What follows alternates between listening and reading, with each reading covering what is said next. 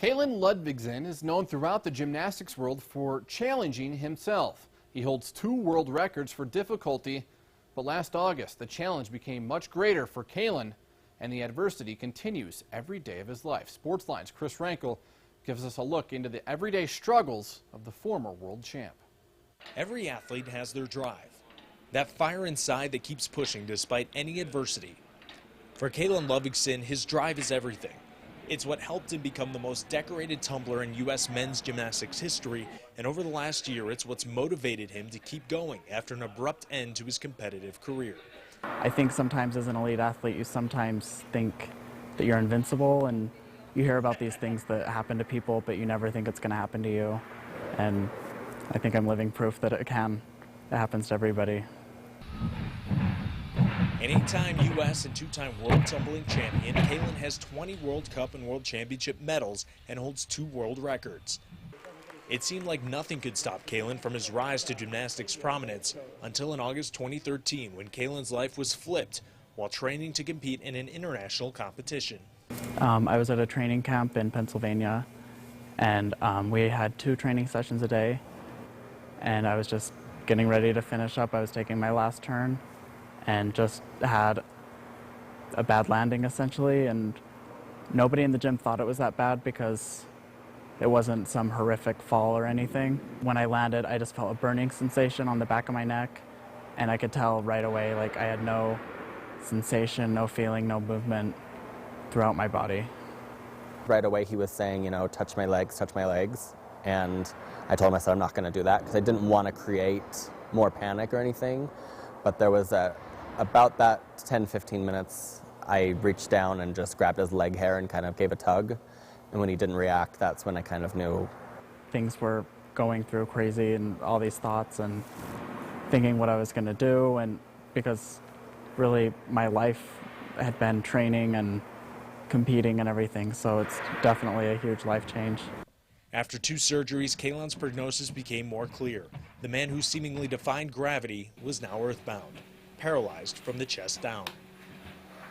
It is really difficult to watch him go through the day-to-day process and struggle and fight for things that are just normal, that everyone takes for granted. That's the hard part, is like our house is a 2-story and everything is on the upstairs level. So we kind of had to move a lot of his stuff downstairs where there's, you know, some tile. We had to take out some doors into the bathrooms and things like that. I remember one of the most frustrating things was Justin was at the gym and my phone was almost dead, so I was trying to plug it in.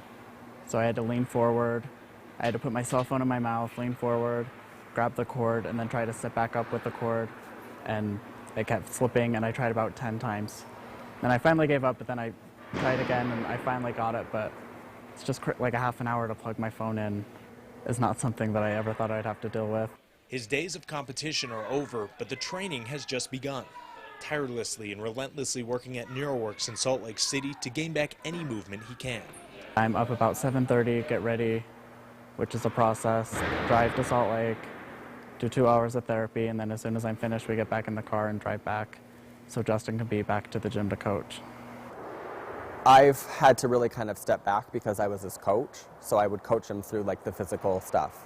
Be there more as a supportive, cheering person, you know, to support. We're really trying to capitalize on whatever Kalon has after spinal cord injury. We really don't limit it to what you think he might have based on his injury. We really kind of push him through what we call activity-based therapy, which is kind of just working everything in any way and seeing what's going to happen and what's going to fire, what's going to get stronger, and how that kind of carries over to functional mobility. What's fun about Kalon is being such a high-end athlete. His motivation is off the charts. I think what's really fun about him is he'll do anything and everything that we want him to do, plus 5 more, with the hopes of just gaining that little next step. It's really hard.